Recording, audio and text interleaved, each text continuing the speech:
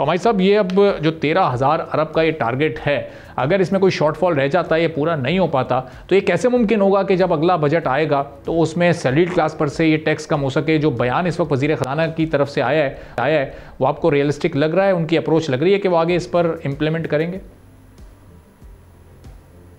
जी बिस्मिल्लाहिर्रहमानिर्रहीम। देखिए, बज़ाहिर तो यही लग रहा है कि शॉर्टफॉल रहेगा और शायद एडवांसेस लेके थोड़ा बहुत ये लोग they might bridge the gap to an extent, मगर फुली तो मेरा नहीं ख्याल ये लोग अचीव कर पाएंगे, क्योंकि उस वक्त भी जब ये टारगेट सेट हो रहा था, मेरा यही आजिज़ राय थी कि उस वक्त भी एक मुझे टैक्स गैप नज़र आ रहा था।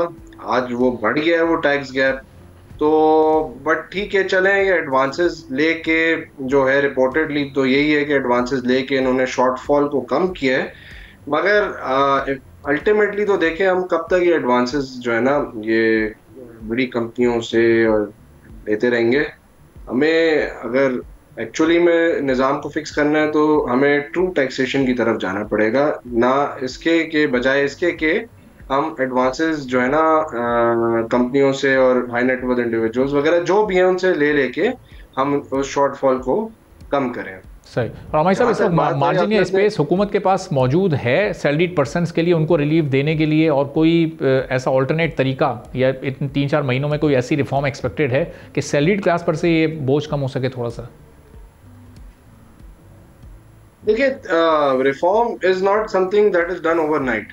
ठीक है, गुंजाइश पहले थी कि एडिशनल टैक्स ना लेवी किया जाए सैलरीड क्लास पे। ये मैं कुछ सेमिनार्स में भी बहैसियत एक पैनलिस्ट कह चुका हूँ कि जब RRMC की तजवीज़ें इनके टेबल पे रखी गई थी, तो अगर उनमें से कुछ एक या दो ही मेजर सिर्फ उस वक्त जो है इम्प्लीमेंट कर देते तो 400 से 600 अरब रुपए एडिशनल इकट्ठा हो सकता था, अगर वो उस वक्त राइट टाइम पे राइट मेजर इन्होंने इम्प्लीमेंट कर दिया होता। तो जो है सैलरी क्लास पे ये बर्डन बढ़ाने की ज़रूरत थी नहीं। जहाँ तक रहा आपका सवाल कि रिमाइंडर 3 या 4 महीनों में इनके पास कोई स्पेस है, मेरा नहीं ख्याल कोई स्पेस है, क्योंकि आप खुद देखें एक सेक्टर जिसने पिछले साल के मुकाबले में 100 अरब ज़्यादा टैक्स भरा है, तो आप that is a big source of revenue. क्योंकि देखिए सबसे ईजीएस्ट जो है ना कलेक्शन है सैलरी क्लास की, एट सोर्स एम्प्लॉय डिडक्ट कर लेता है।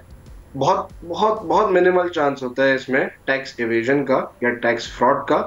तो मेरा नहीं ख्याल इनके पास कोई स्पेस है, और मेरा नहीं ख्याल ये करना भी चाहेंगे, क्योंकि अगर लेट से अभी भी अगर शॉर्टफॉल इन्विजन कर रहे हैं, अगर ये कोई रिलीफ देने की कोशिश भी करें तो हो सकता है वो शॉर्टफॉल में इजाफा हो जाएगा। अच्छा, तो हमारे साहब ये जो 5,800 अरब का टैक्स हर साल चोरी हो रहा है और उसमें भी सेल्स टैक्स 50% है, 2,900 अरब की ये सेल्स टैक्स की चोरी हो रही है, तो ये इस चोरी को अगर रोकने की कोई ऐसी कोशिश की जाए कामयाब तरीके से, फिर शायद कोई ऐसा गुंजाइश निकल सके कि सैलरी क्लास की तो कमर इन्होंने तोड़ कर रख दी है ना। 100 अरब ज़्यादा तो हो गया, हो सकता है अगली में अगर इसी को मेंटेन रखा जाए तो वो ऑलरेडी सैलरीड पर्सनस के लिए बहुत ज़्यादा है।